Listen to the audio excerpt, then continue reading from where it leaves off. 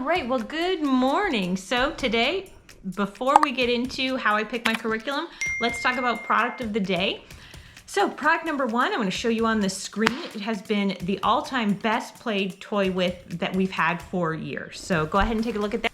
Okay, so here I am showing you my favorite Charlotte Mason Magda Gerber type toy. It is blocks, but blocks with some extra long pieces here of 2x4. I made them out of 2x4, and I also went and I got just some at Home Depot. You can have them cut it at Home Depot for you. My husband cut it for me to my specifications, but just so it would, I know it's been through a lot, like they played with it for years. Just so that we have roofs, so we could make roofs. I got some other 1x6s and I cut them down just to make roads. So that is, I'm telling you, it's a toy they have played with for years now. Product number two is, so the Usborne, the very first reading series. Now this is book one, so look what it does. So you read those words and your child reads those words. Now the only thing is they do progress with difficulty pretty quickly. So this is book 4, for example. Pull that open. You read the small words, they read the big words. So it does progress pretty quickly, and there's about 15 books in the series. However, if you get the flashcards that I talked about, you should be, which is the Dolch list, which is based on the Dolch list, what I've talked about before, which is the 200 most common words used in children's books. If you do that, because they are paired with a picture by Frazzles. Anyway, I talked about it in other videos. I'll attach the video at the end, which is about the language arts, where I discuss it more, and you'll be able to see what I'm talking about. Because today I'm just here to talk about, let me clear off my lap, how I pick curriculum. Okay, so I narrowed it down to 6 steps.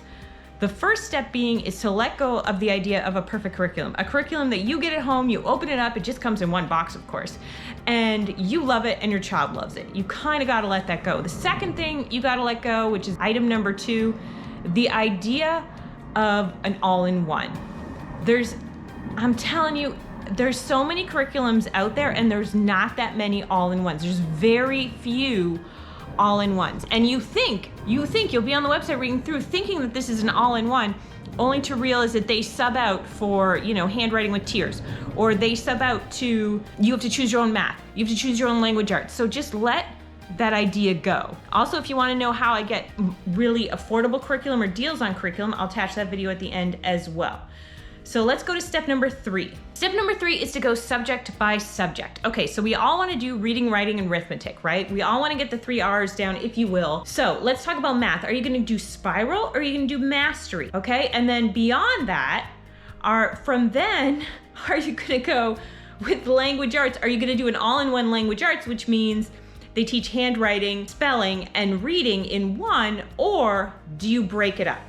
Let me tell you, if you have a child that's neurodiverse, or you have a child that is not up on one area, say handwriting isn't coming that quick because motor planning, they're just not on it, well, then you definitely want to split it up and separate it, which is okay. There's nothing wrong with that. And that way you're able to progress at a faster rate in that particular area. You don't necessarily have to hold your kid back and wait until they're all good in all 3 areas before you begin.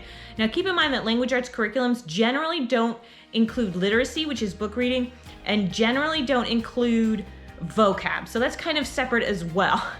Like for example, Torchlight, there's literacy programs out there, which is what I'm saying.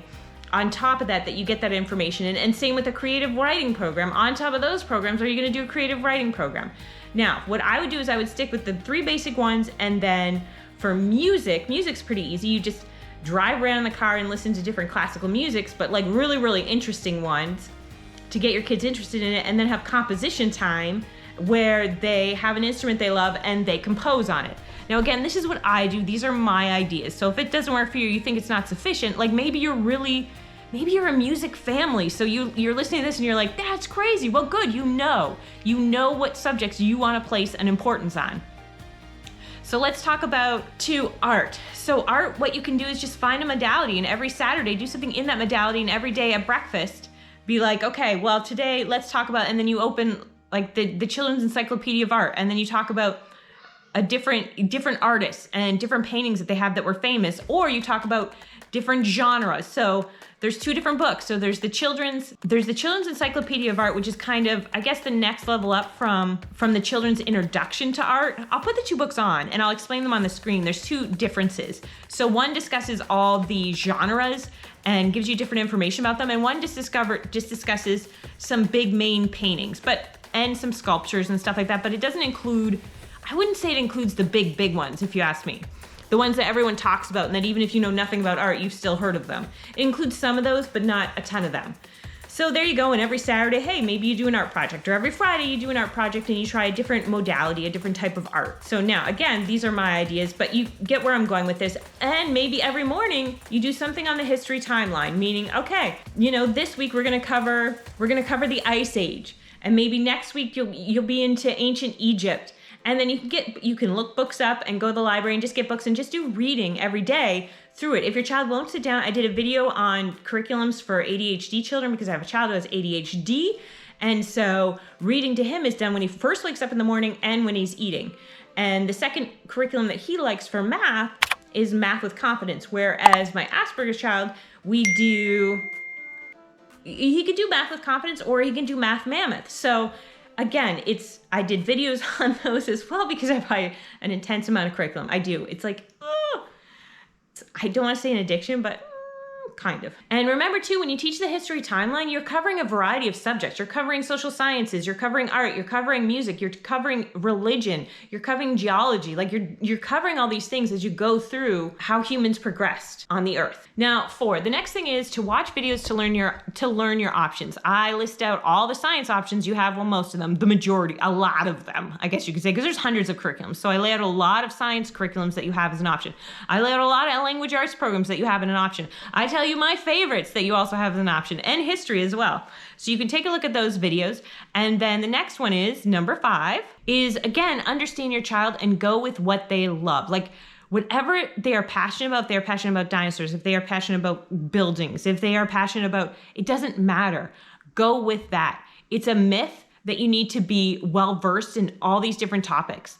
No, like studies show, if you want a successful child, you go with what they love. Just go with it and learn through that as well. Whatever your child loves, just go with it and learn through that. And the 6th thing, which is try the samples. Print them off the samples, especially if you have an EcoTank printer. If you have an EcoTank printer, you get 7,800 pages for like $40 of ink. Print off the samples and try them out with your kids. Try them out with you. See what works and what doesn't. And sometimes, because you can switch curriculums, I'll also do a video on that because I have, and you can switch them. It's not that complicated to do. So if you start out a curriculum and you go with that one, and maybe it works for a year, maybe it works for a couple years, but maybe, you don't necessarily have to do it for the entire season of that you're at home educating your child. What you can do as well is you can call the company and ask them, hey, I want to switch to your curriculum. What do you suggest I do? I suggest too that you go back. So maybe if your child's, say, at level 7, well, go back to level 6 or level 5 and go through those pretty quickly. And just to make sure that you understand, because it's not only the information, but it's also the way it's laid out, just so that you understand the foundations and how that program works to get to the next level. But again, the company should tell you how to choose, how to switch curriculums as well. All right, there you go. That's all I got for you today. Au revoir. Can you say, please like and subscribe? Please like you like. And hit the bell for notifications. Hit bell, you know, notification.